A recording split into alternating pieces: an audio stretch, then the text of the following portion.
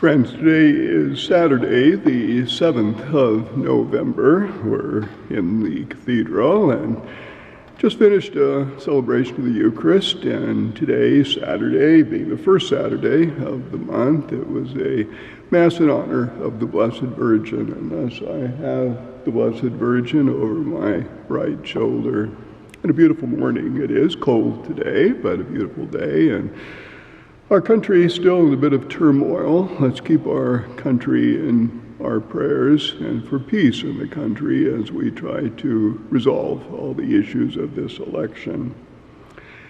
And our gospel today is about wealth and money and the proper use of wealth and money.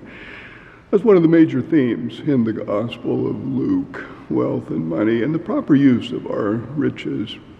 Yesterday we had the parable of the dishonest steward, and it's one of those strange kind of parables that even though the steward was dishonest and was unrepentant and didn't even recognize his dishonesty, nonetheless Jesus uses him as an example for us, an example not to be dishonest and not to misuse money and so on.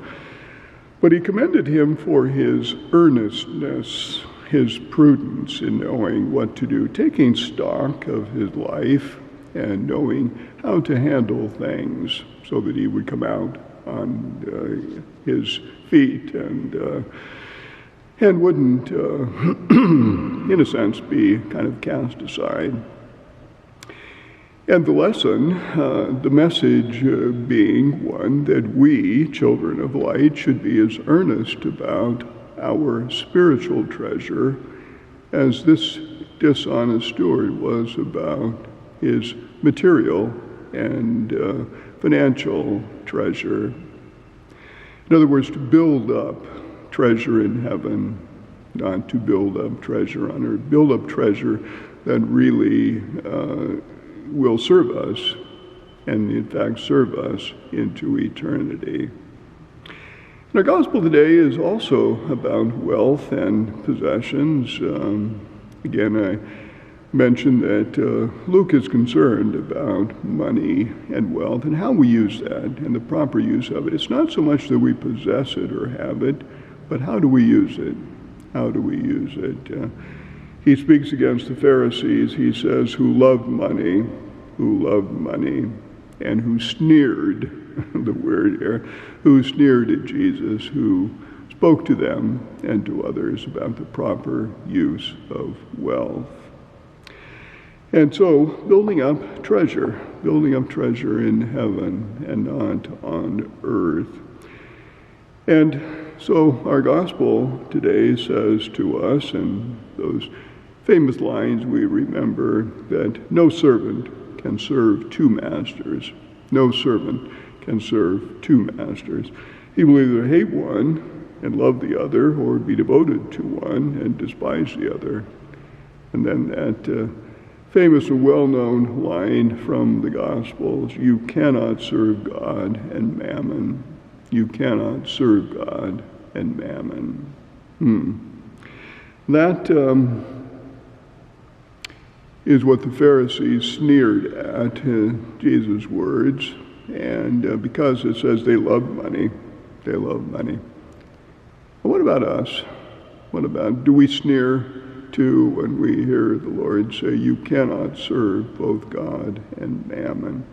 What about our relationship to money and to wealth?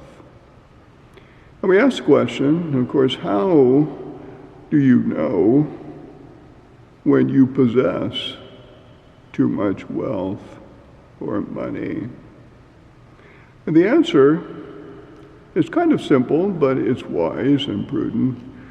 You know you possess too much wealth and money when it begins to possess you. We know we possess too much wealth and money. And I'm not speaking here quantitatively. You might only have 3 cents to your name, but that's worth more to you than anything else, and you worry about it night and day and serve it. You cannot serve two masters. Do we serve mammon or do we serve God? And the antidote to this possession, too many possessions possessing us, is almsgiving. The gospel tells us, if you find yourself hoarding wealth and possessions, give it away. Give it away.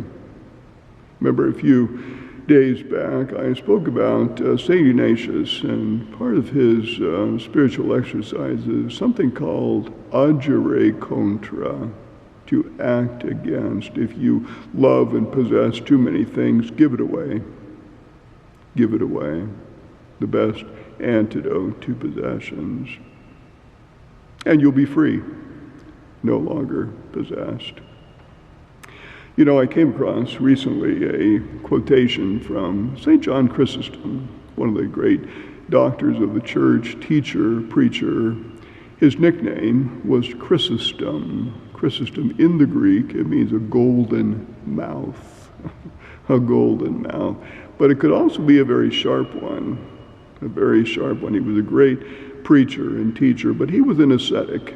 And he lived in Constantinople, which was the very wealthy, rich capital of the Eastern world, Constantinople, present-day Istanbul. And he was archbishop of this city, and he spoke against these riches and the wealth of the city, and of course the sin that is the result of all that. He was not so much a beloved figure. He had a golden mouth, but people resented it, were angry that he challenged them, and he was put into exile. And during one of the exiles in which he was sent, he died. And only later was he recognized as a saint and a person who truly understood the gospel, and in particular, the use of wealth. And I'll conclude today with a quotation, a very sharp quotation from St. John Chrysostom. This comes from the 4th century Constantinople. And he says in his sermon, those who love money are fierce in the pursuit of it, like wild animals pursuing their prey, like wild animals pursuing their prey. They betray, cheat, or exploit their closest friend when there is gold and silver to be gained. They betray, cheat, and exploit their closest friend when there is gold and silver to be gained.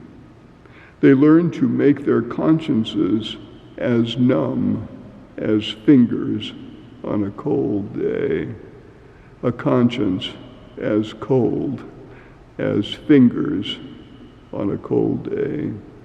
Their eyes become blind to the suffering they cause, and their ears deaf to the cries of those whose lives are ruined by them. Sharp words from St. John Chrysostom from the 4th century, and isn't it all true today? Yes, we have wealth and we have possessions. Don't let it possess you. Hold that thought, and we'll see you tomorrow, which is the Sunday, and I think the 32nd Sunday of Ordinary Time.